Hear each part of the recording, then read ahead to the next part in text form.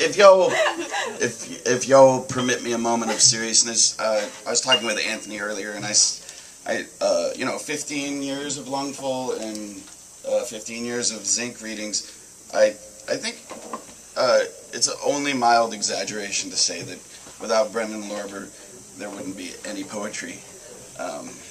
He's very talented and steadfast, and I know I personally wouldn't give much of a shit if he weren't around. So, all right, I think we should. I think he's in the Schaefer Hall moment. He's the opposite man.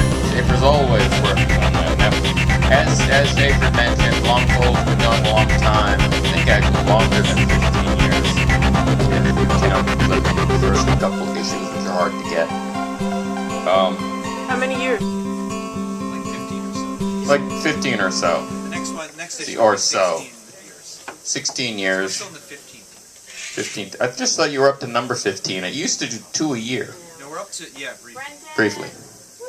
Okay.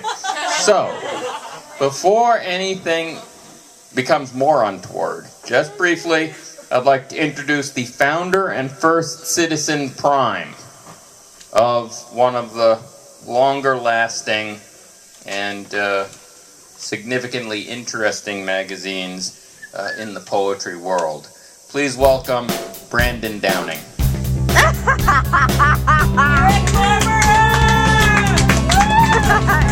Thank you, Douglas Nestor. John Asbury and I have been running Rain Taxi together for 27 years. It's great to get out of Minneapolis. You know, our stadium just collapsed. It's nice to be here where it's safe. So I'm going to break the seal of freshness on these poems here.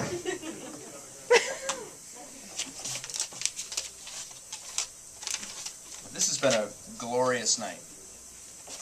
And it's been nice here, too.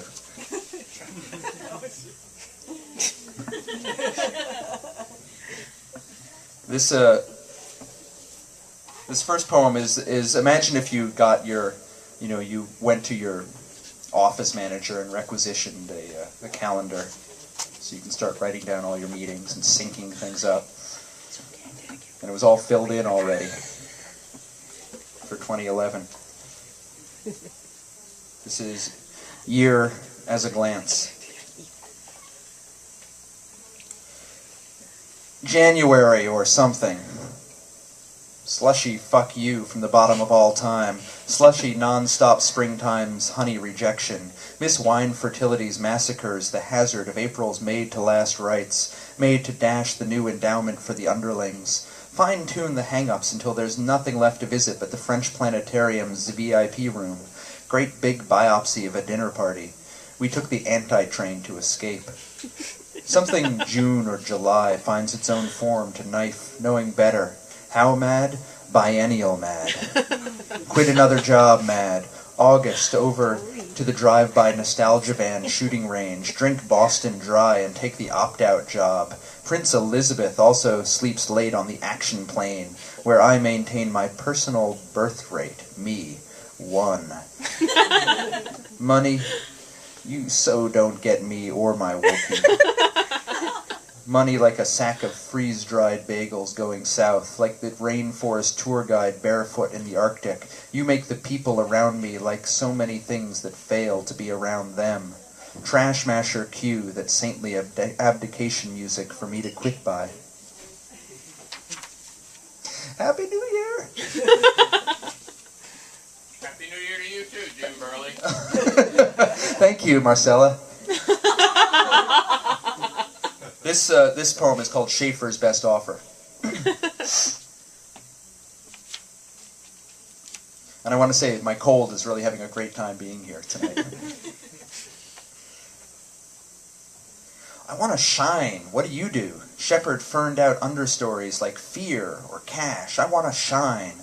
There's a band that hasn't met yet that defines the shining portion of our lives. Until then, my lily is undergilded, chronologically coughed from year to year, stripped of all property. Here's a for sale sign for sale. Shining boat without a hull. There must be a steadfast misunderstanding by which I navigate. Hello, bright star. I want to shine, shine back, administration of weather and light. But I gave my name when I ordered food at the counter, and now I'm nobody. There is no I, there is no team. For Douglas Rothschild.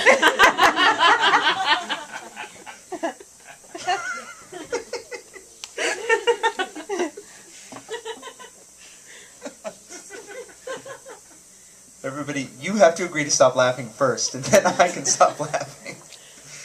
This Tuesday. Where have I seen you before? Ah yes, Monday.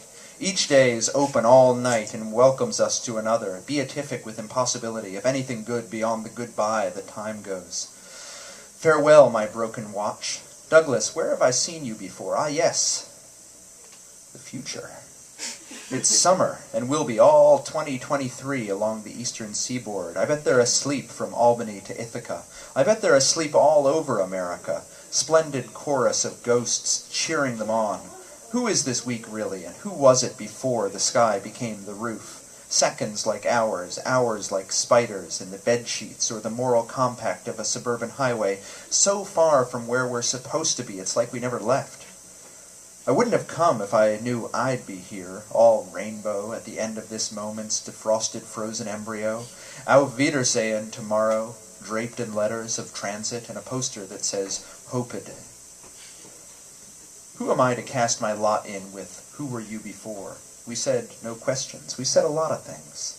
We said time was a pure green, a flaming crimson, a wounded deer who seeks refuge in the woods.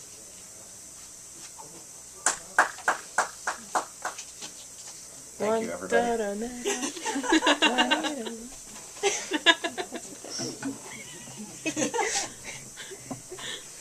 Thank you, everybody, on behalf of whom that person speaks. This is Adam DeGraff. Oh, well, thank you, Adam. Yeah. Let's hear it for Adam. Thank you, everybody. Adam DeGraff, off the charts. This is The Trouble with Delicious for Lauren Ireland, and against my better judgment. Fun to pretend. Bunyan bushes bloom in the permission slip to slip it back. Disdain reserved for intimates who double down the uppers in their formal elsewhere dreams and delicious side orders of trouble. You like my bank? Want to be a bank? Lend me what you borrowed from the guy who never had it either? Fast cars and trains in the distance lean into the turn on the straightway. Sometimes I'm so full of rapture I want to give it back to the third rail. Adulation for the rush hour we are dead set against being. Champagnes who want to be beer. Despite spiteful glee, I'm only distant from crazies who mistake cured for smoked. I look like an ant from where I'm lifted. What's so scary about heights? Lifted by your infinite answers, no less stolen than mine. Thank you. You're welcome, Adam. This is beginning with a line by Keats for Tony Hayward and Molly Dorozensky.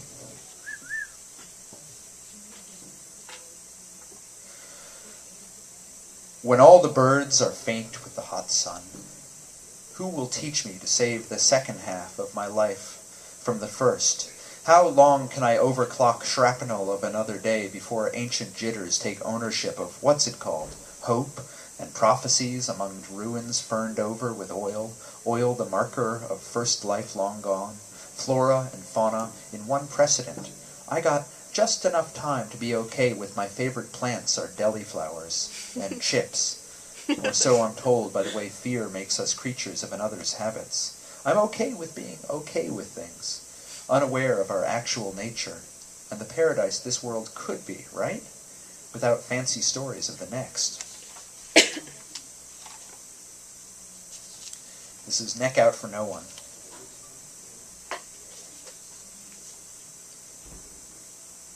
Others wait in the squared hypotenuse, or in Bushwick.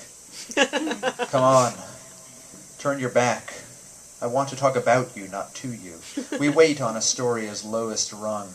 Perhaps tomorrow we'll be on the plane. Till then, grow accustomed to all climates, cast far from the world as sung about. Your back strong, back bower of endless night. What currency ought we angle for now to keep from losing the shit we've still got? Turn your back, come torment the chafer's sprite. Others wait naked and imperial. When you first arrived, I thought... You thought what? I trust you, because you despise me.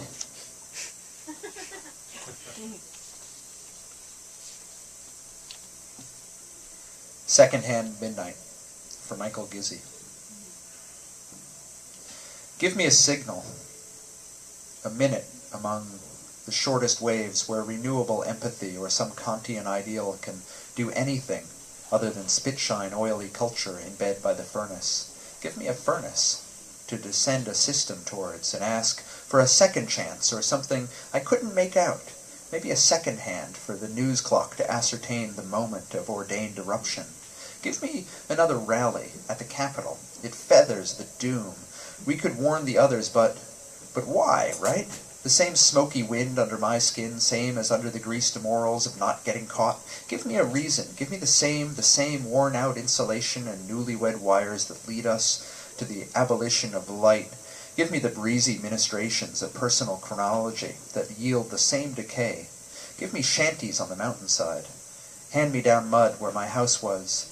A neighborhood's just a thing that slides like ideas of the future into oblivion. The 23 non-happy hours, the duplicitous hours, American hours broken into each second, every second built to slide under the next until time's too atomized to go on. As if we queued up the best song ever to play at the slightly wrong speed until everyone hates even the word music. 3 more. Everybody says 2 more.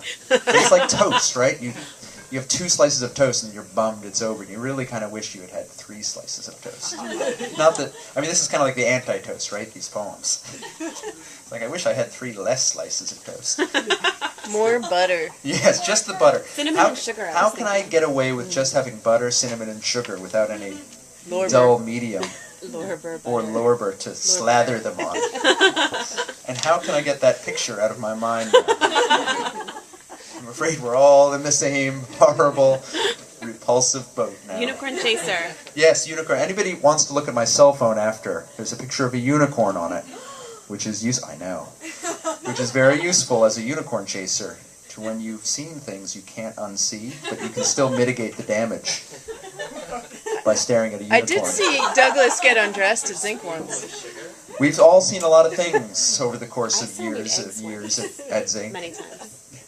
What have you seen many times? Douglas Miss- eating eggs, preserved eggs. Many times. Yes. Pickled eggs. Thank you, pickled eggs. The character Cool Hand Luke, and many other characters in cinematic history, are based loosely on Douglas. Lots of characters. Very loosely.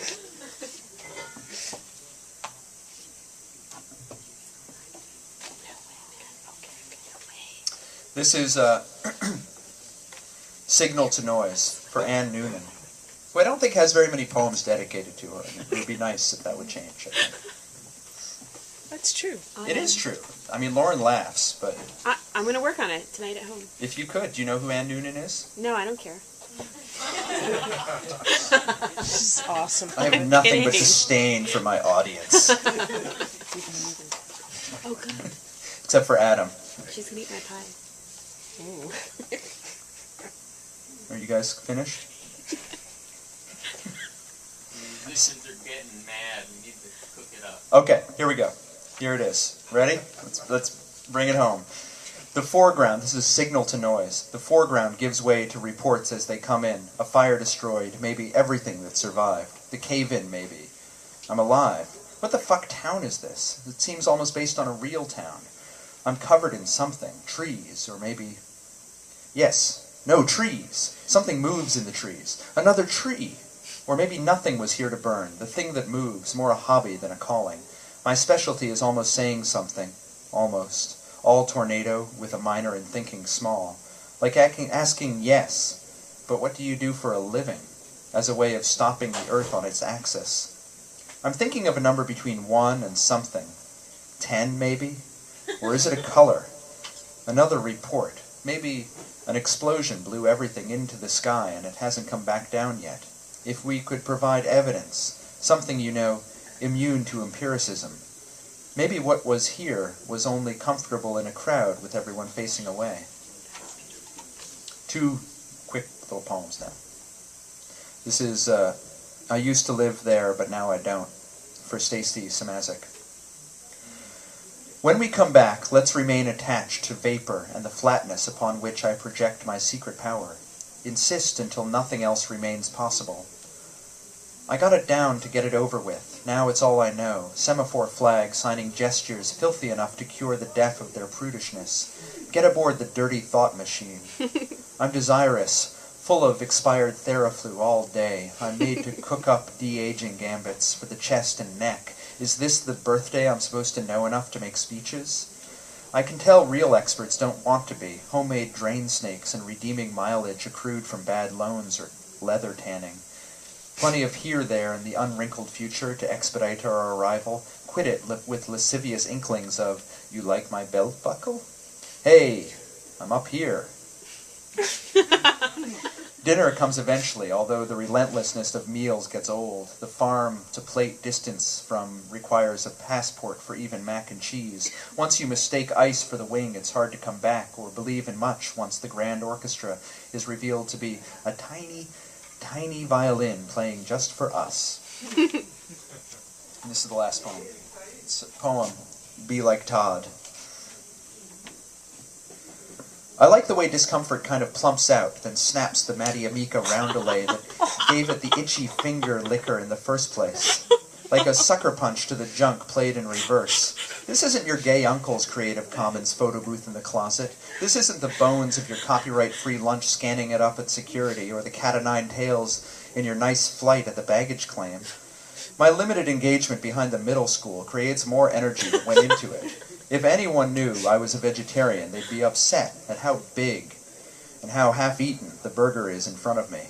If your concept of me involves the marathon, either the marathon or that concept needs to be redefined extremely loosely. My only fear is of being the big disappointment you never deserved, despite having sought me out. The way we repeat our parents' whatevers because of our determination to avoid them. Like the guy who converts your old media to the new, equally doomed to become obsolete only faster. Let's get the swelling down of your expectations. Kick it in reverse from the point where my wild boot pulls back and the foot immediately relaxes, right there. The turning point where, though outnumbered, the good's enough to build on like a real scar. A private one under the fake one. We all have impressive stories about the elegant code behind a demented e-bride site.